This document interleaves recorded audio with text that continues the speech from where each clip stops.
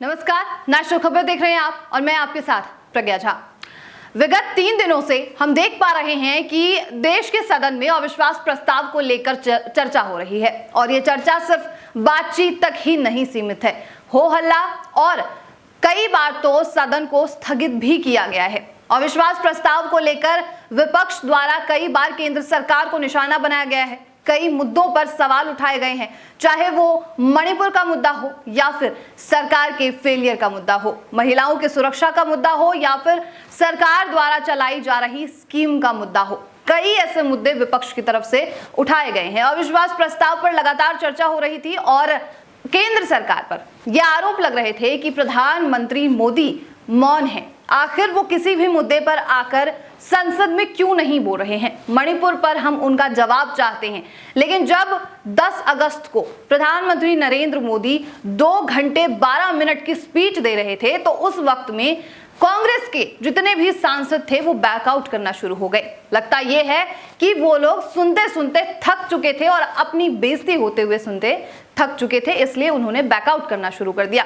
बहरहाल आज हम आपको उन खबरों के बारे में, उन स्कीम्स के बारे में जानकारी देंगे जिनकी चर्चा प्रधानमंत्री नरेंद्र मोदी ने अपने स्पीच के दौरान की। आप जानते हैं एलआईसी के लिए क्या क्या कहा गया था? एलआईसी बर्बाद हो गई, गरीबों के पैसे डूब रहे हैं, गरीब कहां जाएगा? बेचारे ने बड़ी मेहनत से एलआईसी में पैसा डाला है।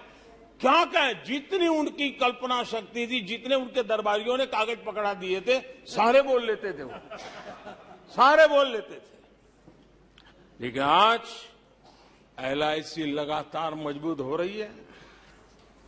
शेयर मार्केट में रुचि रखने वाले को भी ये गुरु मंत्र है कि जो सरकारी कंपनियों को ये लोग गाली देना, आप उसमें दांव लगा दीजिए साहब, अच्छा ही होगा।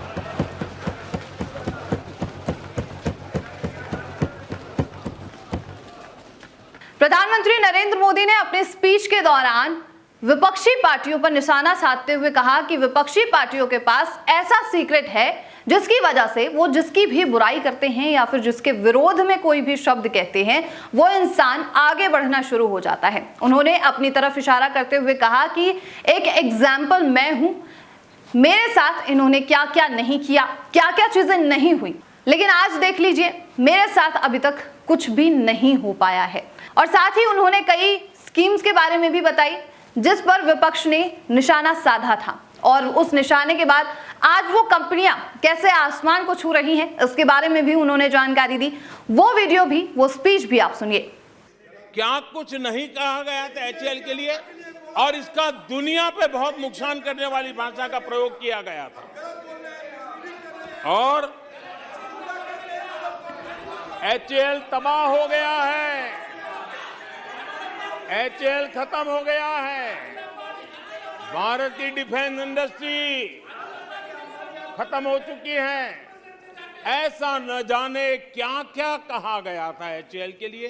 इतना ही नहीं, जैसे आजकल खेतों में जाकर के वीडियो शूट होता है, वैसा ही उस समय एचएएल फैक्ट्री के दरवाजे पर मजदूरों की सभा करके वीडियो शूट करवाया गया था और वहां के कामगारों को भड़काया गया था। अब तुम्हारा कोई भविष्य नहीं है, तुम्हारे बच्चे मरेंगे, भूखे मरेंगे, एचएएल डूब रहा है। इतना बुरा चाहा, इतना बुरा चाहा, इतना बुरा कहा कि वो सीक्रेट आज एचएएल सफलता की नई बुलंदियों को छू रहा है। अपने स्पीच के दौरान उन्होंने जितने भी शेयर मार्केट में निवेश करने वाले लोग हैं उन्हें भी नसीहत दी। उन्होंने कहा कि जिस भी कंपनी या फिर जिस भी स्टॉक पर, जिस भी शेयर मार्केट में, जिस भी मुद्दे पर विपक्ष बोले जरूर उस पर निवेश कीजिए, वो स्कीम एक दिन जरूर आगे बढ़ेगी। तो यही नसीहत थी प्रधानमंत्री मोदी की जो शेयर मार्केट में निवेश करने वाले लोग हैं उनके लिए। शेयर मार्केट में रुचि रखने वाले को भी ये गुरु मंत्र है कि जो सरकारी कंपनियों को ये लोग गाली देना, आप उसमें दांव लगा दीजिए साहब, अच्छा ही होगा।